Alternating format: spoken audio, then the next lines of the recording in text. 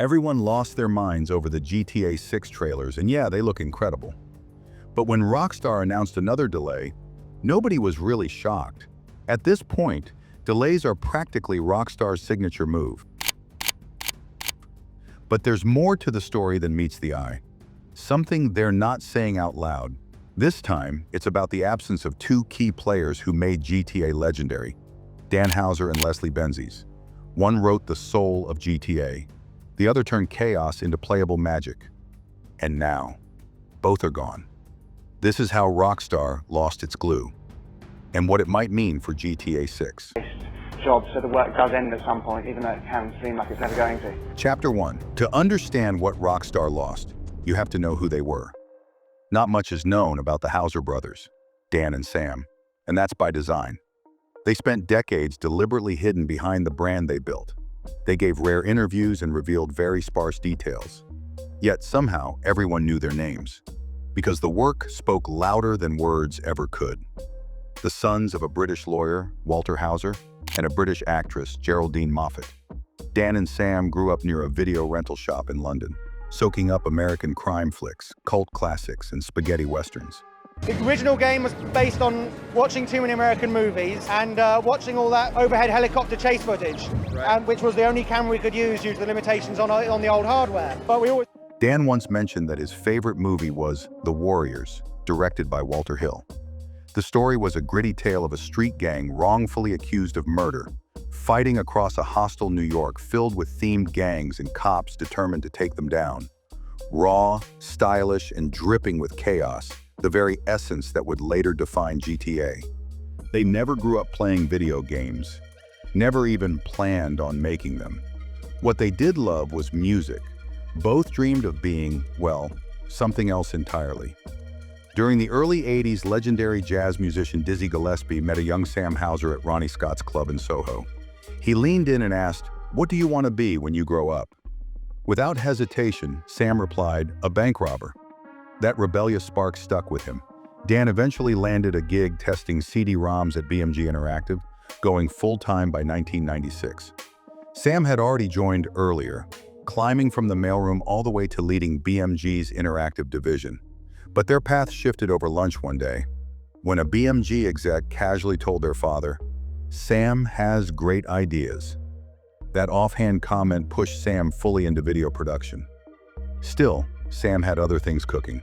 He soon discovered a rough demo of a chaotic driving game called Race and Chase by DMA Design, and it instantly hooked both brothers. The game would instantly inspire the GTA game as we see it. Their storytelling instincts, particularly their love of lawless chaos, found a perfect home. Dan would write and produce every major GTA title, from GTA 3 to Red Dead Redemption 2. He was doing everything. He scripted dialogue, shaped the tone, mood, and character. He even dabbled in some voice acting and took some production credits while also giving narrative direction. Factory around the corner. I got money troubles, but hey, who doesn't, right? I'm meeting my bank manager later. He's a crooked bastard. He essentially ensured GTA was both playable and memorable. If Dan was GTA's voice, Sam was its vision. Much quieter and often uncredited, Sam shaped GTA's aesthetic. From its music to visuals and even production. He was quick to understand that Rockstar wasn't just mechanics, it was a mood, and he nailed it every time. Together, the Houser brothers would, for the next 2 decades, redefine gaming, one cinematic, chaotic masterpiece at a time. By 2009, Time magazine named these men among the 100 most influential people. And then there was Leslie Benzies, the third pillar of Rockstar. As president of Rockstar North, Benzies was the architect behind every landmark GTA game. GTA 3, he brought it to life in full 3D. Vice City, San Andreas, GTA 5, Benzies orchestrated it all. One time, in fact, according to Sam, he had sent a frantic email during the making of GTA 5, begging Benzies to come over. It read, "Help, I'm freaking, I need the Benz." Benzies was not even working on the game at the time. Quiet, reliable, indispensable, Benzies was the stabilizing force behind Rockstar's creative frenzy. 3 minds, a brilliant writer, a visionary creator of mood, a technical genius turning vision into code. That's what Rockstar was, and what made GTA lightning in a bottle. For years, Rockstar Games operated like a well-oiled machine, producing groundbreaking titles that redefined the gaming industry. But nothing lasts forever. Chapter 2. In September 2014, Leslie Benzies went on a sabbatical, a move that seemed, on the surface, like a well-earned break after years of intense dedication. However, Benzies later alleged that this sabbatical was actually a calculated attempt to sideline him from the company.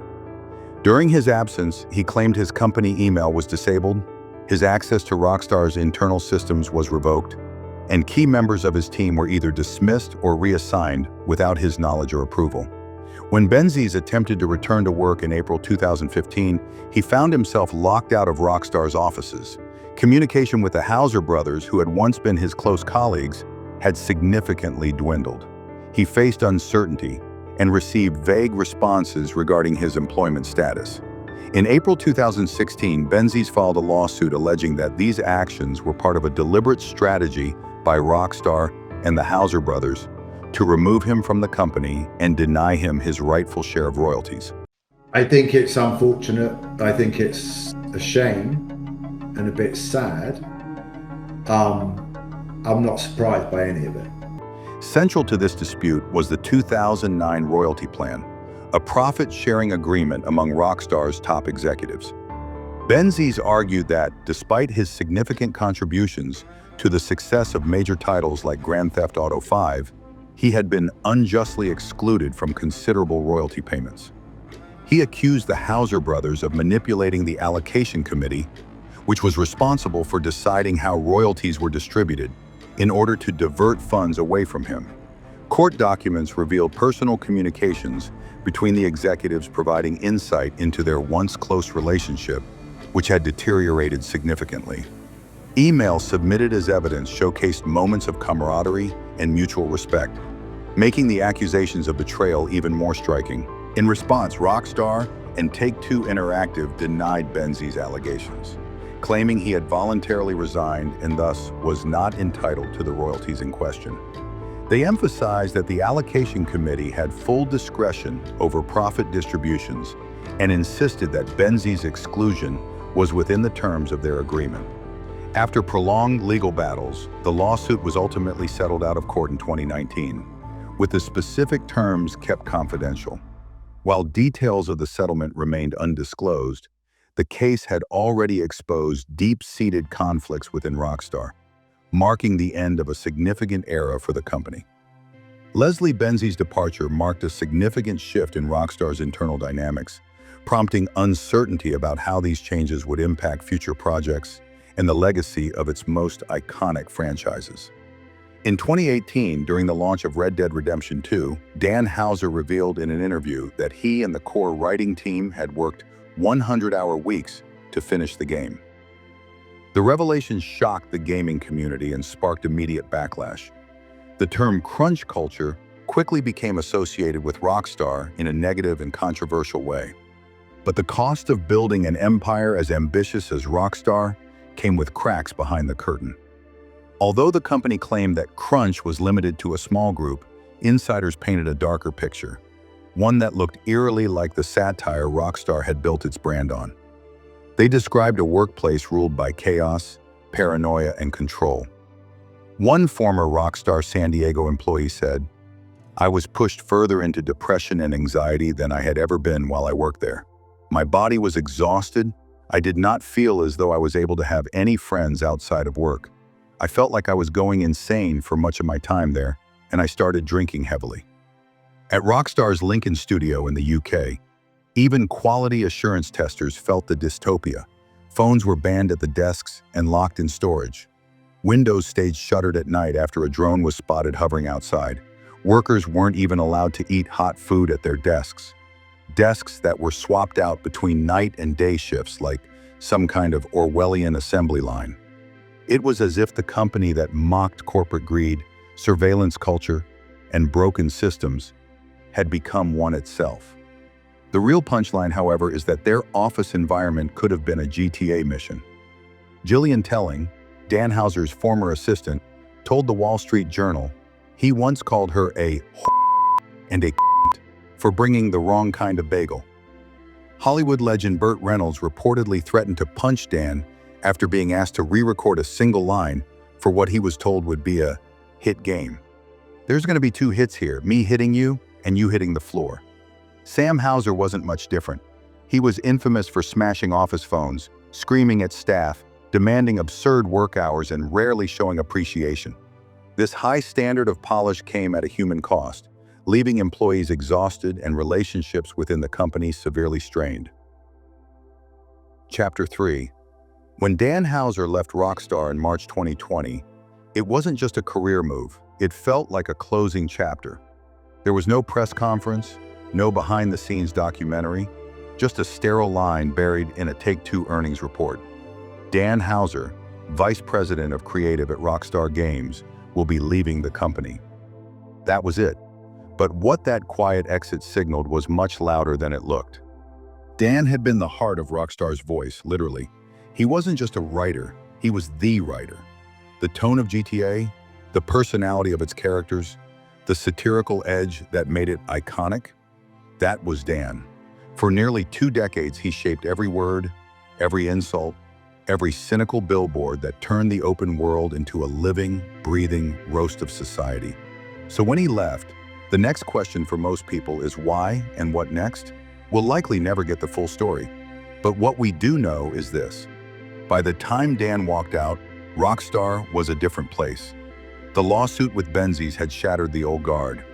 The backlash over crunch had forced the studio to reevaluate how it worked. Public scrutiny of violent games had never been higher, and the tone was shifting. Sources close to Rockstar claimed the company had begun cleaning up its image. In a 2022 Bloomberg report, insiders revealed that the next GTA would be more culturally sensitive, less prone to punch-down jokes, and potentially less edgy. On some corners of the internet, this is a sign that GTA might have lost its edge. Even former developers suggested that jokes targeting marginalized groups, once staples of the franchise, were being reined in. For a series built on satirizing excess, this was new territory. So far, Rockstar has released 2 trailers for GTA 6, and on the surface, they're everything fans could want. Vibrant visuals, wild characters, a neon-soaked Vice City reborn. But to some fans, they also feel safe. There's flash, there's chaos, but where's the bite? Now people would argue that the woman twerking on the car and the hillbilly riding their four-wheeler in mud is signs of its unhinged sarcasm. However, it is still not convincing. But the absence of Dan Hauser raises the question, can Rockstar still write that kind of story? Because GTA is more than just missions and explosions. It's about attitude. And that attitude was largely written by one man who no longer works there. Dan isn't done with storytelling. He's building something new under his studio, Absurd Ventures, a multi-format creative universe that could be games, TV, or something in between. What it definitely won't be is quiet. Meanwhile, Rockstar presses forward with GTA 6. But this is uncharted territory. For the first time since GTA 3, the franchise is flying without the voice that made it sound like GTA. The hype is real, but so are the questions. What happens when the man who gave GTA its edge is no longer in the room? And what does that mean for the most anticipated game of the decade? GTA 6 is shaping up to be Rockstar's most ambitious project yet. The well-anticipated Project America map is rumored to be massive, larger than anything they've ever attempted.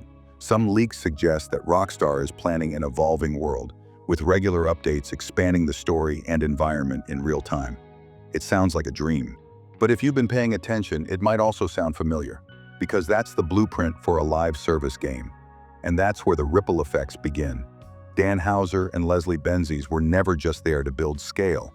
They were there to give the chaos meaning, the biting humor, the social critique, the feeling that GTA wasn't just a sandbox, it was a mirror. Without them, Rockstar has the tools, but maybe not the tone. GTA was never just about guns, cars, or crime. It was about America, twisted, exaggerated, and self-aware. It poked fun at everything: corrupt cops, vapid influencers, cable news, tech bros, boomers, and the broken systems everyone just accepted. That tone was sharp because Dan wrote it that way.